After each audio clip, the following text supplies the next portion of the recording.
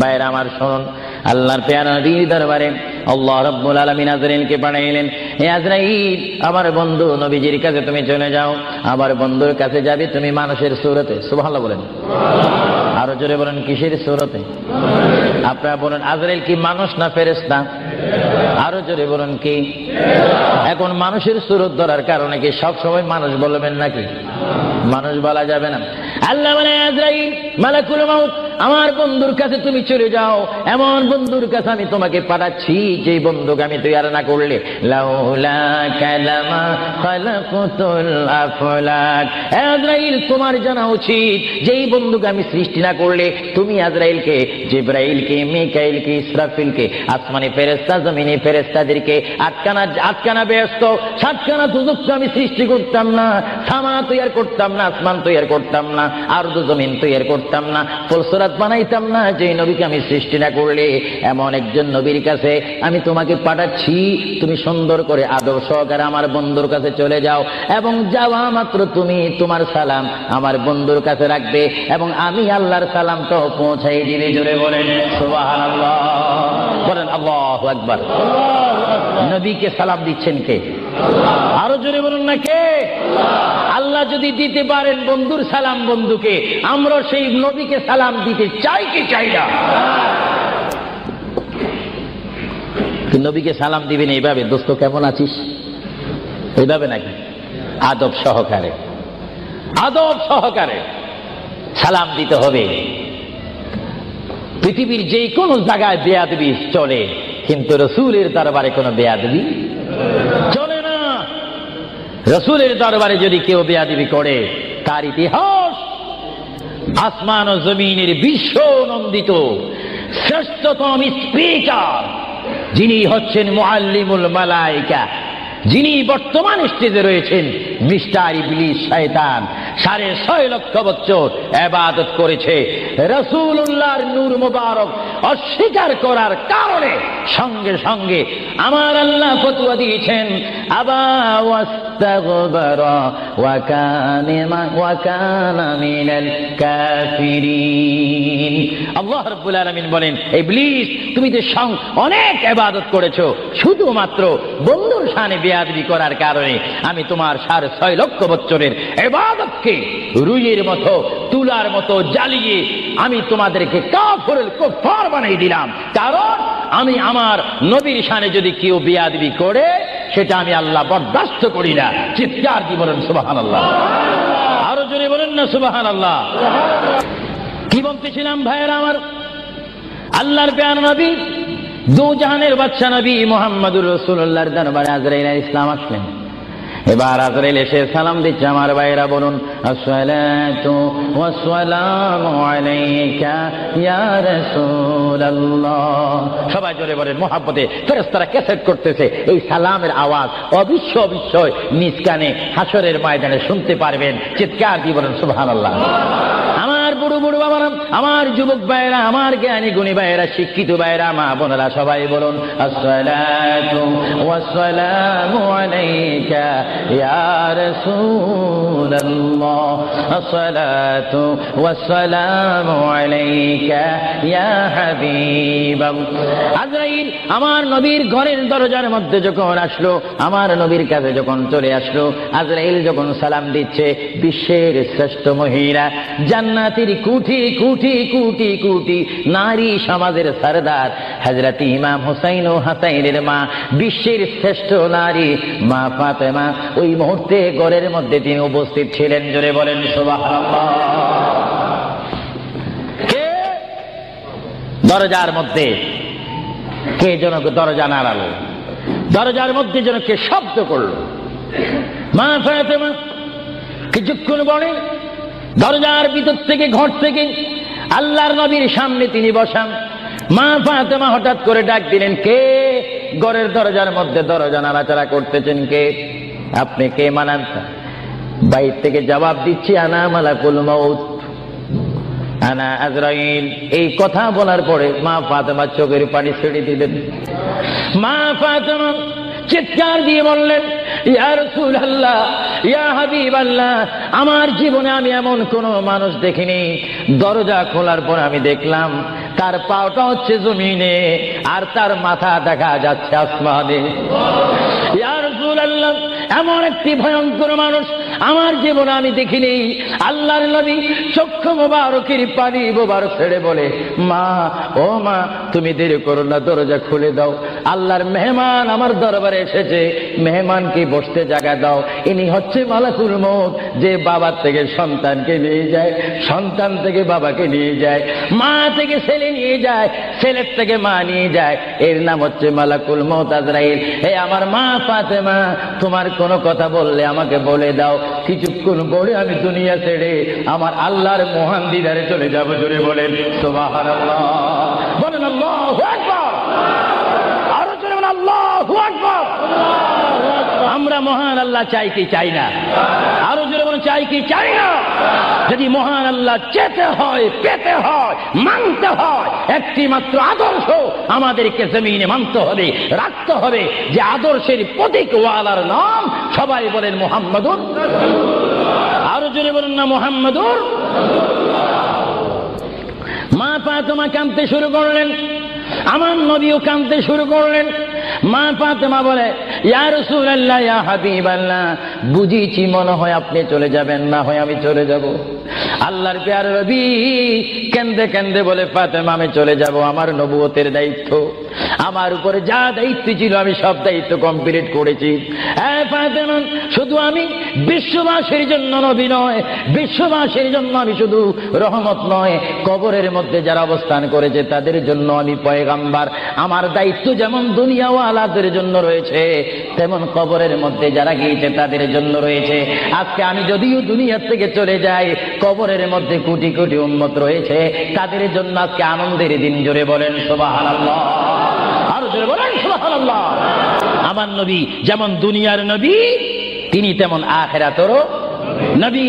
তিনি যেমন বিশ্ববাসীর জিন্দা যারা রয়েছেন, নারী সমাজ, মহিলা সমাজ, পুরুষ সমাজ, আমাদের জন্য নবী যেমন রহমত, যারা কবরের মধ্যে নারী পুরুষ অবস্থান করেছে তাদের জন্য আমার নবী রহমত। চিৎকার দিয়ে বলেন সুবহানাল্লাহ।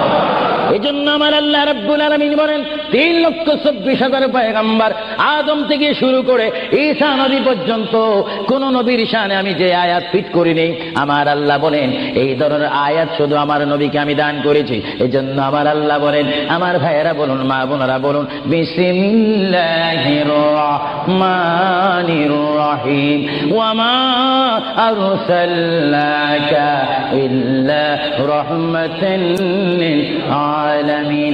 আমার আল্লাহ বলে, হাবিব, হে আমার বন্ধু, হে মুহাম্মদুর রাসূলুল্লাহ, আপনাকে আমি আসমানের জন্য, জমিনের জন্য, আরশের জন্য, কুরসির জন্য, মানুষের জন্য, জিন জাতির জন্য, ফেরেশতার জন্য, আমার সৃষ্টির মধ্যে যত সৃষ্টি রয়েছে সকল সৃষ্টির মালিক হচ্ছে আমি আল্লাহ রাব্বুল আলামিন। আর সকল সৃষ্টির জন্য রহমত হচ্ছেন আপনি রহমাতুল লিল আলামিন। হাবিব, আমি আল্লাহ, যেখানে আল্লাহর ক্ষমতা থাকবে সেখানে আপনার রহমতের ক্ষমতা অবশ্যই থাকবে। জোরে বলেন সুবহানাল্লাহ, বলেন আল্লাহু আকবার। যেখানে আমার আল্লাহ বলেন সেখানে মুহাম্মাদুর, আরো জোরে বলেন যেখানে আল্লাহ সেখানে মুহাম্মাদুর।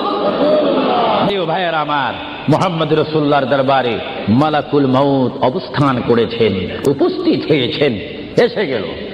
আল্লাহর প্যারা নবী মুহাম্মদ রাসূলুল্লাহ সাল্লাল্লাহু আলাইহি ওয়াসাল্লাম মা ফাতেমাকে ডাক দিয়ে বলে, হে আমার কন্যা ফাতেমা, তোমাকে আমি জানিয়ে দিতে চাই আমার আর বেশি সময় নেই। তোমার যদি কোনো কথা থাকে তুমি আমাকে বলে দাও, আমি তোমার কথাগুলো শুনবো। মা ফাতেমা ইয়া রাসূলুল্লাহ বলে একটা চিৎকার মেরে ঘর থেকে বাইর হয়ে মসজিদে নববীর সামনে চলে গেল। মা ফাতেমা সেখানে গিয়ে দেখে ইমাম হাসান হোসেন খেলাধুলা করতেছে। মা তার সন্তানকে ডাক দিচ্ছে, হাসাইন আর হুসাইন, তোমরা বুঝি এখানে তোমরা খেলাধুলা করতেছো?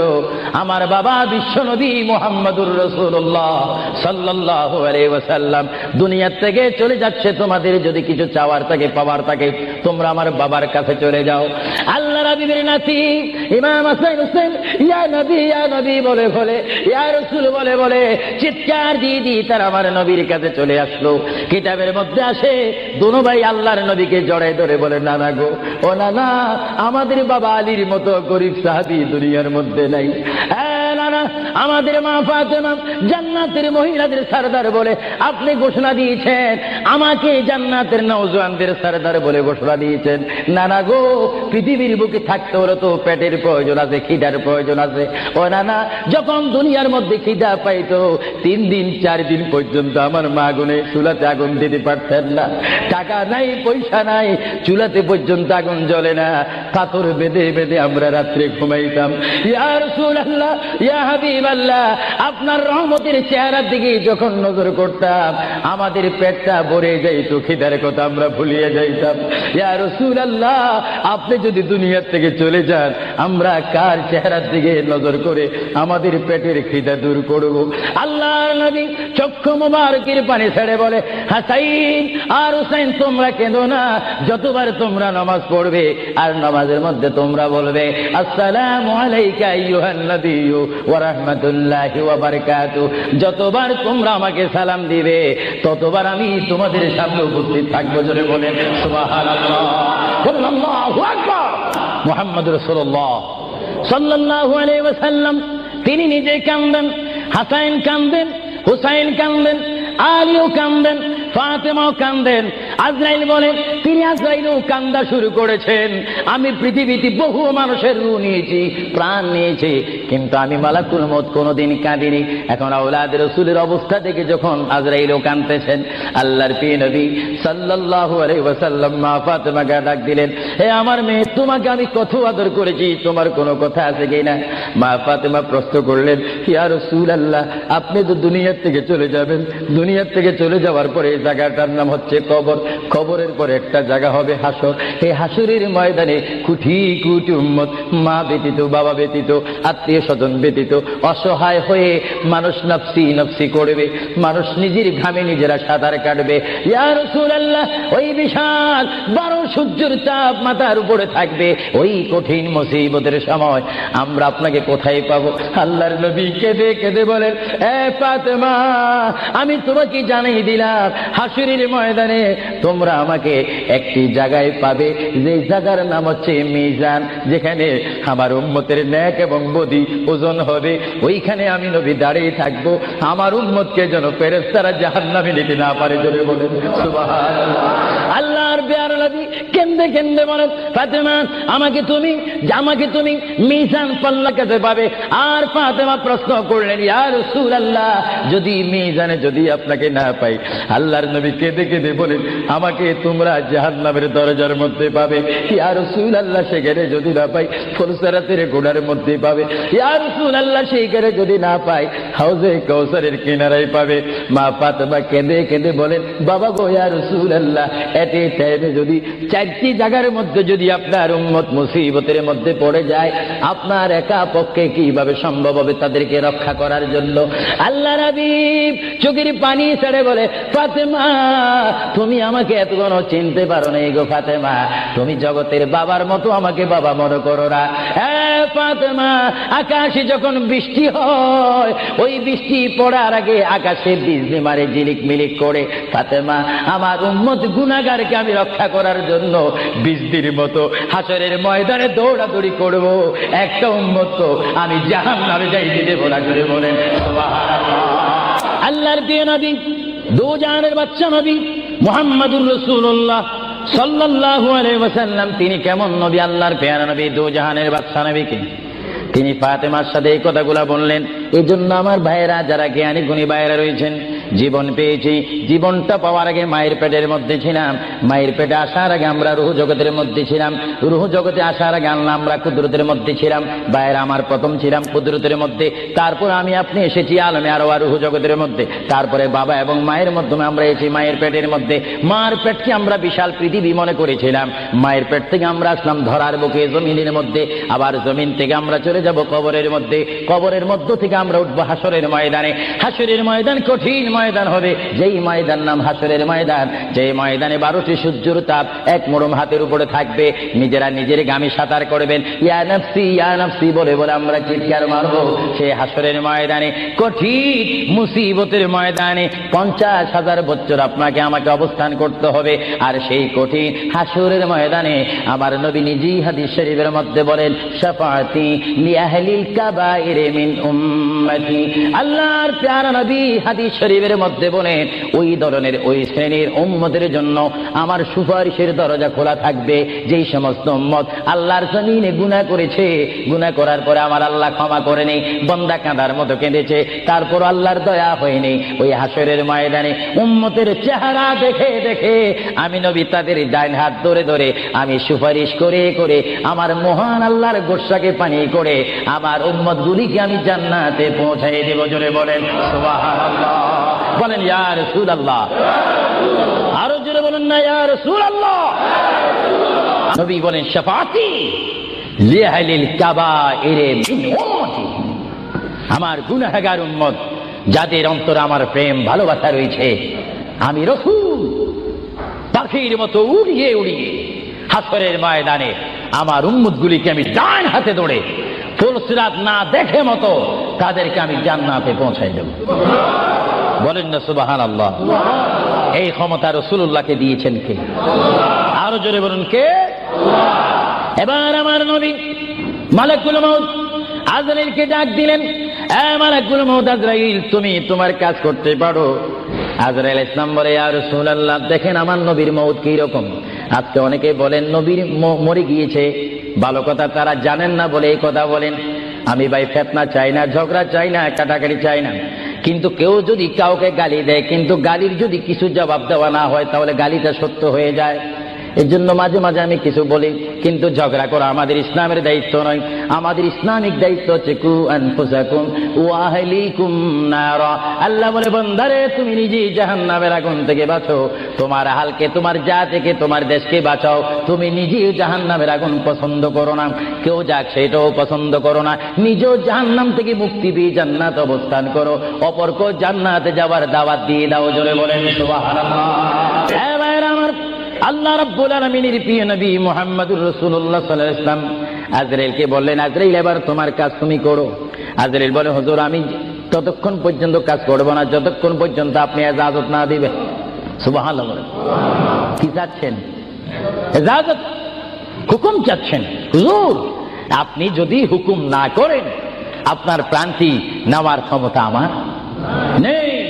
মহান আল্লাহ রাব্বুল আলামিন আমাকে আপনার দরবারের আদব শিক্ষা দিয়েছে, আপনাকে যদি কবরে যেতে হয় আর সেখান থেকে যদি হাসর উঠতে হয়, অবশ্যই আমি যেন আপনার থেকে হুকুম নিই, এজাজত নিই। যদি হুকুম এজাজত না নিয়ে যদি প্রাণটা নিয়ে যাই তাহলে আমার ক্ষমতা আল্লাহ চিনিয়ে নেবেন। চিৎকার দিয়ে বলেন সুবহানাল্লাহ। আল্লাহর প্রিয় নবী চক্ষু মুবারকের পানি মুবারক ছাড়লেন। ভাইয়ের আমার, পৃথিবীর কোন মানুষ ইমান নিয়ে মরে যদি তার মুখে কলমা থাকে, জোরে বলেন কি থাকে? কলমাটা আপনারা সবাই বলুন, লা ইলাহা ইল্লাল্লাহ। জোরে, লা ইলাহা ইল্লাল্লাহ, লা ইলাহা ইল্লাল্লাহু মুহাম্মাদুর রাসূলুল্লাহ।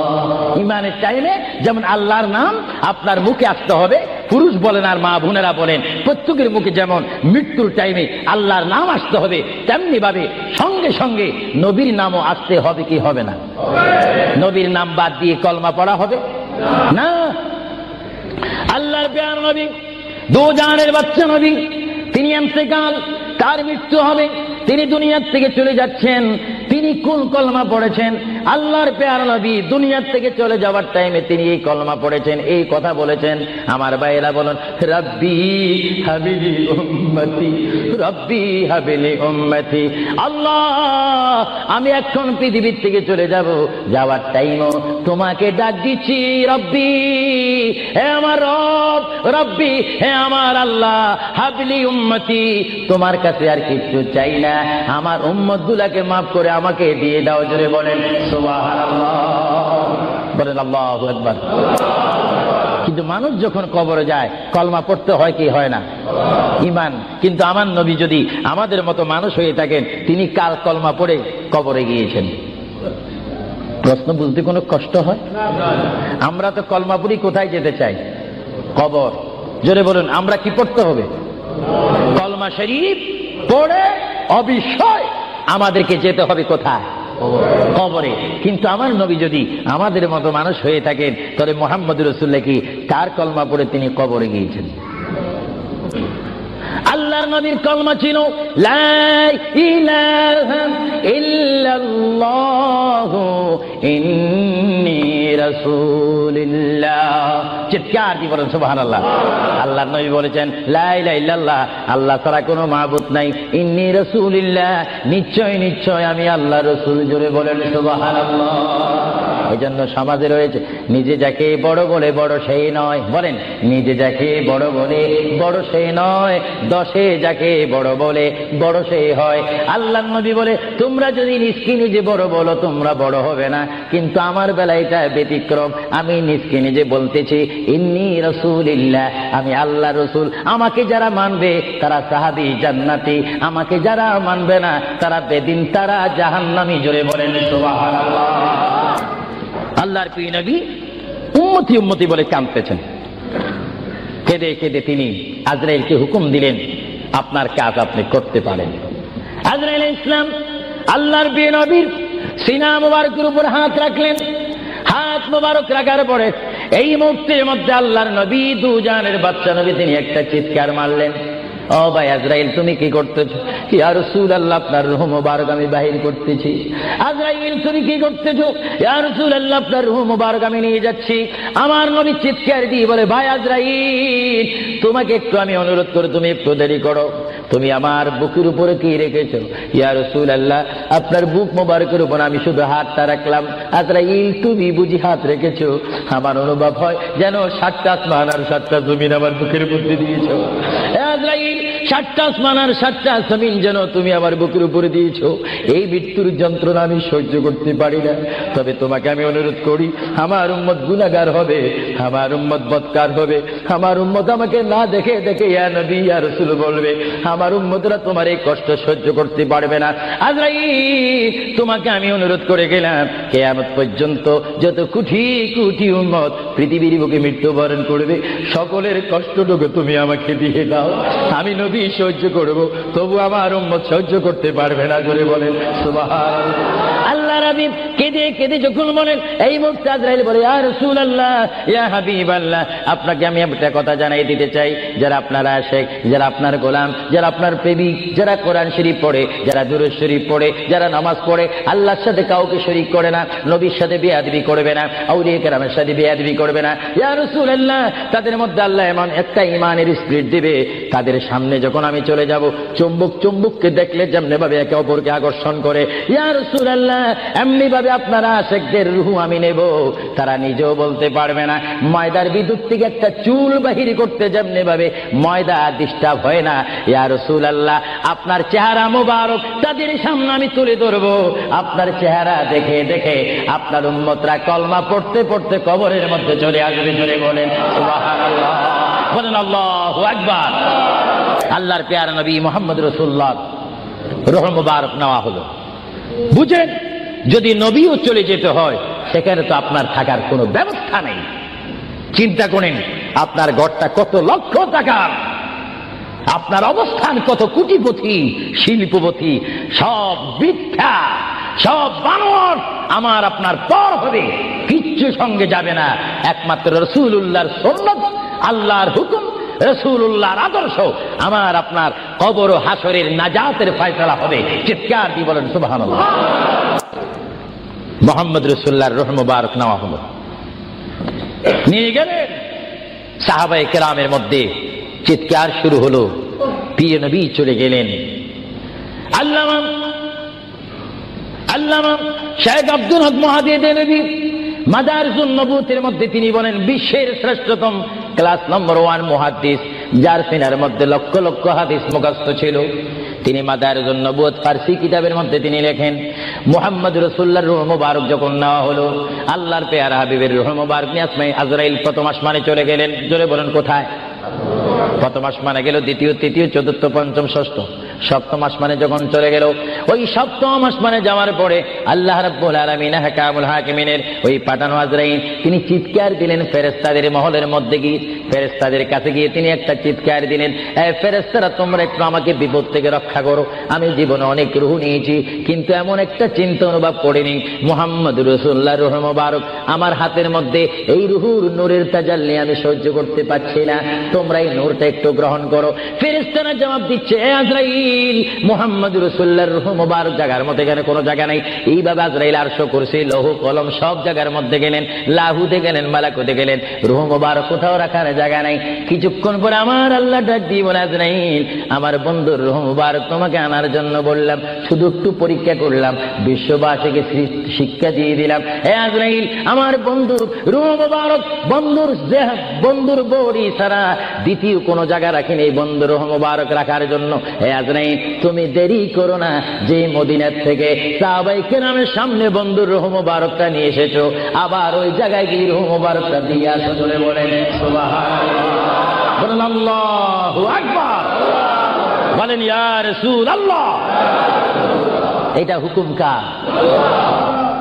রূহ মুবারকটা আবার নিয়ে আসলো। রূহ মুবারক নিয়ে আসার পরে হযরত আব্বাস বলেন, হযরত আলী বলেন, হযরত ওমর বলেন, সাইয়্যিদনা আবু বকর সিদ্দিক বলেন, বিশেষ করে হযরত আব্বাস রাদিয়াল্লাহু তাআলা আনহু বলেন, আমি দেখতে পেলাম আল্লাহর নবী চেহারা মোবারক উপর কাপড় ছিল। কাপড়টা যখন ছিল, হঠাৎ করে আমি দেখি আল্লাহর নবীর জবান মোবারক যেন নড়াচড়া করতেছে। সুবহানাল্লাহ। হযরত আব্বাস বলেন, আমি ওমরকে ডাক দিলাম, সাইয়্যিদনা আবু বকরকে ডাক দিলাম, হে সাহাবীরা, তোমরা কেঁদো না, আল্লাহর নবী মরে নেই, আল্লাহর নবী মৃত্যুবরণ করতে পারে না, আল্লাহর নবী যদি মরে যায় আল্লাহর রহমত শেষ হয়ে যাবে। তোমরা দেখো রে, আল্লাহর নবী যেন জবান মোবারকে কি জানি বলতেছে। হযরত সাইয়্যিদনা আবু বকর বলেন, আমার কানটি, আমার ডান কান আল্লাহর নবীর জবান মোবারক উপরে যখন দিলাম, আমি দেখতেছি আল্লাহর হাবিব জবান মোবারক দিয়ে বলতেছে, রব্বি হাবিলি উম্মতি, রব্বি হাবিলি উম্মতি। আল্লাহর হাবিবের সাহাবায়ে কেরাম চিৎকার মারি বলে, আল্লাহর নবী মরতে পারে না। আল্লাহর নবীর কাফন মোবারকের কাপড় যখন একটু সরানো হলো, আমার নবী একটু মুস্কি হাসি দিলেন। সাইয়্যিদনা আবু বকর বলেন, আমি রাসূলের মুস্কি হাসি দেখে একটা ইঙ্গিত পেলাম, আমাকে এই অবস্থাও তোমরা কবর দিতে হবে। জোরে বলেন সুবহানাল্লাহ, আরো জোরে বলেন সুবহানাল্লাহ। সাইয়্যিদনা আবু বকর সিদ্দিক বুঝে গেলেন, আল্লাহর নবীকে গোসল দেওয়া হলো, সব কিছু দেওয়া হলো, জানাজা পড়াইয়ে ইমাম বিহীন আমাদের জানাজা পড়তে হয় ইমামের নেতৃত্বে। 4 তাকবীর শহীদ কি পড়ে? জানাজা। আরো জোরে বলেন কি পড়ে? ইমাম কি পিছে থাকে না সামনে থাকে? কিন্তু আমার নবীর জানাজা এইভাবে হয়নি। আমার নবীর জানাজা কিভাবে হয়েছে জানেন?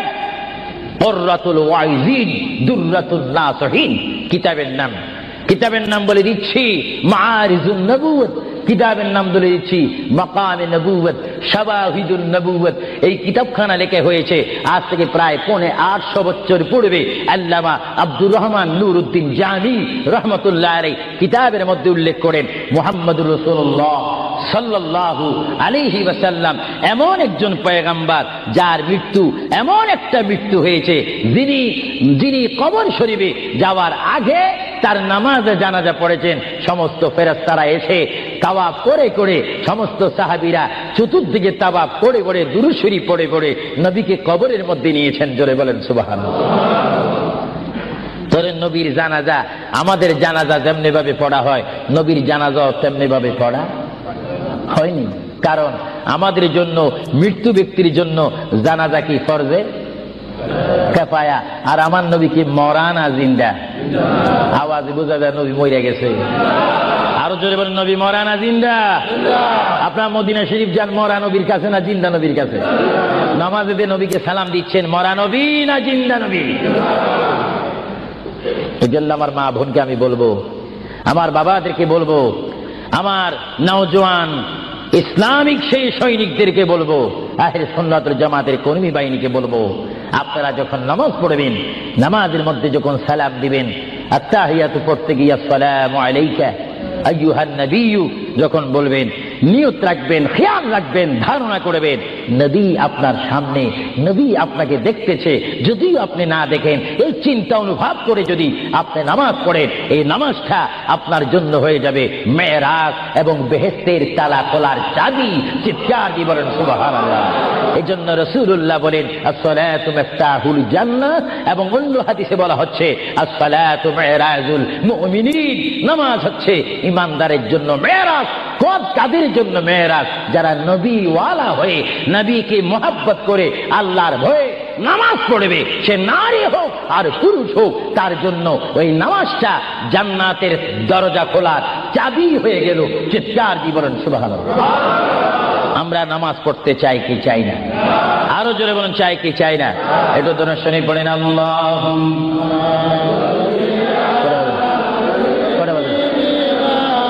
মাওলানা মুহাম্মদ ওয়া আলা আলি সাইয়্যিদিনা। এটা জোরে জোরে মুহাব্বতে বলুন আল্লাহ।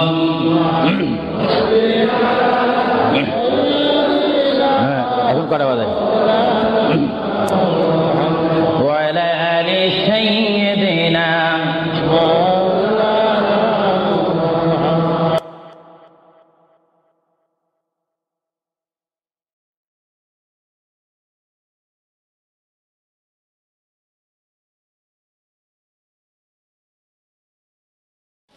আমার জীবন মরণ মাদানী রঙে, আমার জীবন মরণ। ইয়া রাসূলুল্লাহ, ইয়া হাবিবাল্লাহ, আমরা 100 প্রকার ফুল হোক, 10 প্রকারের ফুল হোক, সমস্ত ফুল থেকে ঘ্রাণ লাভ করে যখন একসাথে আমরা রাখি, রাখার পরে আপনি রাসূলের উপরে দরুদ শরীফ পড়ি, পড়া মাত্র এটা মধু হয়ে যায়। জোরে বলেন সুবহানাল্লাহ। বলেন আল্লাহু আকবার। আরো জোরে বলুন আল্লাহু আকবার। মধু পোকায় রসুল চিনে। জোরে বলেন, মধুয়ে পোকায় রসুল চিনে। এজন্য তাদের সেই মুখের পানি কি হয়ে যায়? আরো জোরে বলুন না, কি হয়ে যায়? মধু পোক শ্রেষ্ঠ না আমরা শ্রেষ্ঠ? আরো জোরে বলুন, কি শ্রেষ্ঠ? আমার প্রিয় নবী মুহাম্মদ রাসূলুল্লাহ সাল্লাল্লাহু আলাইহি ওয়াসাল্লাম, বর্তমান তিনি রয়েছেন রাউজা মুবারক। জোরে বলেন রাউজায়ে। যে রাউজা মুবারকের মাটি হচ্ছে আরশ আজিম চাইতে অনেক গুণে দামি। আর জোরে বলেন না সুবহানাল্লাহ। কারণ রাসূলুল্লাহ সাল্লাল্লাহু আলাইহি ওয়াসাল্লামের দাম আরশ আজিম চাইতে কম না বেশি? কেন বেশি? আরশ আজিমকে যদি প্রশ্ন করা হয়, কুরসিকে যদি প্রশ্ন করা হয়, লৌহে কলমকে যদি প্রশ্ন করা হয়, তোমাদেরকে যদি প্রশ্ন করে জানতে চাই তোমরা কি বলতে চাও? তোমাদেরকে আল্লাহ রাব্বুল আলামিন কি দ্বারা সৃষ্টি করেছে? লৌহে কলম আরশ আজিম সব কিছু জবাব দিবে। বেহেশত দুজক থেকে জবাব আসবে। আমাদেরকে আল্লাহ নবীজির পাসিনা গাম থেকে তৈরি করেছে। জোরে বলেন সুবহানাল্লাহ। আমার প্রিয় নবী মুহাম্মদ রাসূলুল্লাহ যেখানে শুয়ে আছেন সেটা হচ্ছে আরশের চাইতে আরো বেশি দামি রাউজায়ে মুবারক। এই রাউজা শরীফে রাসূলুল্লাহ যাওয়ার আগে আল্লাহ রাব্বুল আলামিন আমার প্রিয় নবীর কাছে মালাকুল মউত আজরাইল আলাইহিস সালামকে পাঠাইলেন। চিৎকার দিয়ে বলুন সুবহানাল্লাহ। আল্লাহর প্রিয় নবী তিনি কেমন নবী? আল্লাহর নবী তিনি মৃত্যুবরণ করেছেন, কিছুক্ষণের জন্য তিনি মৃত্যুবরণ করেছেন। আল্লাহর নবীর ওফাত হয়েছে, তিনি কিছুক্ষণের জন্য আল্লাহর নবীর ওফাত শরীফ হয়েছে। বাইরে আমার শুনুন, আল্লাহর পেয়ারা নবীর দরবারে আল্লাহ রাব্বুল আলামিন আজরাইলকে পাঠাইলেন। হে আজরাইল, আমার বন্ধু নবীজির কাছে তুমি চলে যাও। আমার বন্ধুর কাছে যাবে তুমি মানুষের সূরতে। সুবহানাল্লাহ বলেন।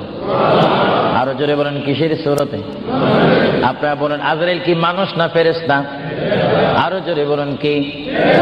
এখন মানুষের সুরত ধরার কারণে কি সব সময় মানুষ বলবেন নাকি? মানুষ বলা যাবে না। আল্লাহ বলে, আজরাইল মালাকুল মাউত, আমার বন্ধুর কাছে তুমি চলে যাও, এমন বন্ধুর কাছে আমি তোমাকে পাঠাচ্ছি যে বন্ধুকে আমি তৈরি না করলে লাউলা কালামা খালাকুতুল আফলাক। আজরাইল, তোমার জানা উচিত যেই বন্ধুকে আমি সৃষ্টি না করলে তুমি আজরাইলকে, জিবরাইলকে, মিকাইলকে, ইসরাফিলকে, আসমানি ফেরেশতা, জমিনি ফেরেশতাদেরকে আটকানা ব্যস্ত সাতখানা দুজককে আমি সৃষ্টি করতাম না, সামা তৈরি করতাম না, আসমান তৈরি করতাম না, আরদ জমিন তৈরি করতাম না, ফুলসরাত বানাইতাম না যে নবীকে আমি সৃষ্টি না করলে। এমন একজন নবীর কাছে আমি তোমাকে পাঠাচ্ছি, তুমি সুন্দর করে আদব সহকারে আমার বন্ধুর কাছে চলে যাও, এবং যাওয়া মাত্র তুমি তোমার সালাম আমার বন্ধুর কাছে রাখবে, এবং আমি আল্লাহর সালাম তো পৌঁছাই দিবে। জোরে বলেন সুবহানাল্লাহ, বলেন আল্লাহু আকবার। নবীকে সালাম দিচ্ছেন কে? আরো জোরে বলুন না কে? আল্লাহ যদি দিতে পারেন বন্ধুর সালাম বন্ধুকে, আমরা সেই নবীকে সালাম দিতে চাই কি চাই না? নবীকে সালাম দিবেন এইভাবে, দোস্ত কেমন আছিস, এইভাবে নাকি? আদব সহকারে, আদব সহকারে সালাম দিতে হবে। পৃথিবীর যে কোনো জায়গায় বেয়াদবি চলে, কিন্তু রসুলের দরবারে কোনো বেয়াদবি চলে না। রসুলের দরবারে যদি কেউ বেয়াদবি করে, তার ইতিহাস আসমান ও জমিনের বিশ্ব নন্দিত শ্রেষ্ঠতম স্পিকার, যিনি হচ্ছেন মুআল্লিমুল মালায়েকা, যিনি বর্তমান স্টেজে রয়েছেন, মিস্টার ইবলিস শয়তান 6.5 লক্ষ বছর ইবাদত করেছে। রাসূলুল্লাহর নূর মুবারক অস্বীকার করার কারণে সঙ্গে সঙ্গে আমার আল্লাহ ফতোয়া দিয়ে